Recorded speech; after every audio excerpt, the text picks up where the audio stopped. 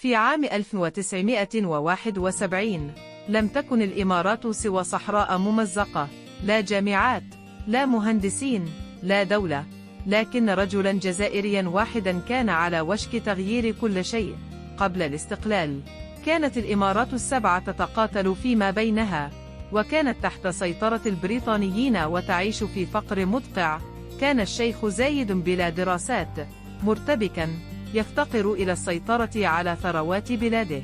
دعاه الرئيس هواري بومدين إلى الجزائر، فرأى بعينيه ما بنته الجزائر خلال 10 سنوات فقط: جامعات، مصافي نفط، ملاعب، وسوناطراك.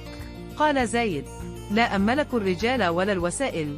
فأجابه بومدين: لديك النفط، استعده، وسأرسل لك رجلا واحدا فقط.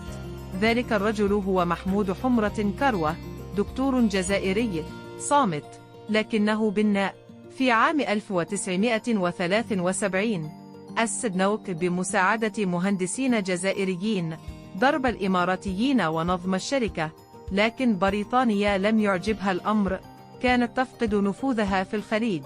وفي البرلمان البريطاني قالت مارغريت تاتشر: لدي مشكلة خطيرة في الشرق الأوسط اسمها محمود حمرة كروة. وبعد ضغوط كبيرة أبعد عن منصبه، عاد إلى الجزائر، وتوفي في صمت عام 1997. اليوم نسيه من ساعدهم، لكن التاريخ لا ينسى.